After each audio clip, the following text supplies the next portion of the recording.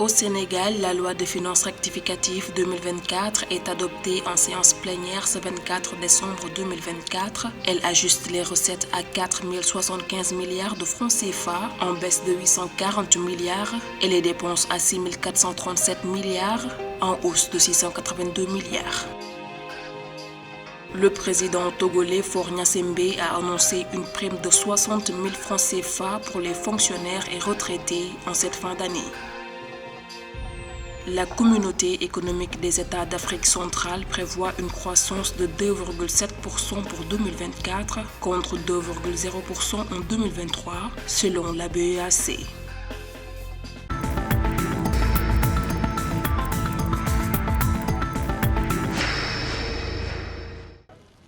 La loi de finances rectificative LFR 2024 a été adoptée mardi 24 décembre 2024 par les députés sénégalais avec 139 voix favorables contre 12 abstentions. La loi réajuste les recettes budgétaires à 4 075 milliards de francs CFA, en baisse de 840,2 milliards par rapport aux prévisions initiales. Les dépenses, quant à elles, augmentent de 681,8 milliards pour atteindre 6 437,2 milliards de francs CFA afin de répondre à des besoins urgents.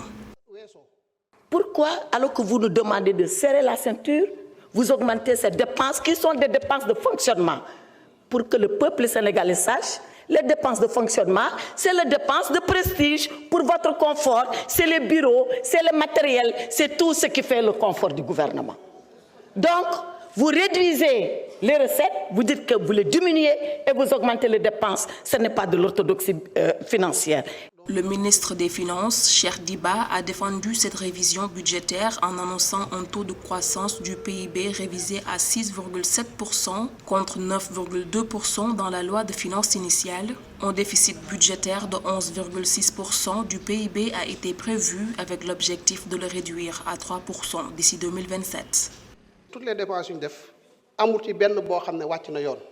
Toutes nos dépenses respectent scrupuleusement la loi.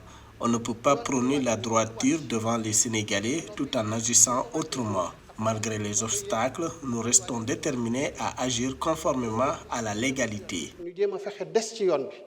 Les dépenses de la loi de finances rectificative 2024 incluent également des mesures de soutien au prix des denrées de première nécessité avec une régulation estimée à 140 milliards de francs CFA. Des investissements d'urgence d'un montant de 9 milliards ont aussi été alloués pour la dépollution et la gestion des inondations.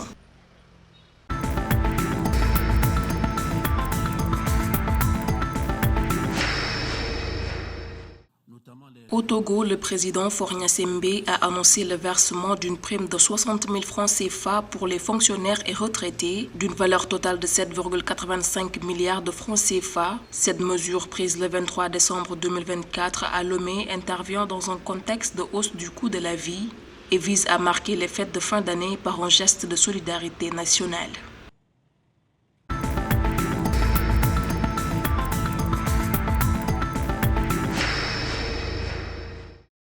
La zone CEMAC prévoit un taux de croissance de 2,7% pour 2024, en hausse par rapport à 2,0% en 2023, selon le comité de politique monétaire de la Banque des États de l'Afrique centrale. Cette projection annoncée lors de la 4e session du CPM inclut une baisse de l'inflation à 4,4% et une amélioration des finances publiques avec un excédent budgétaire de 0,3% du PIB.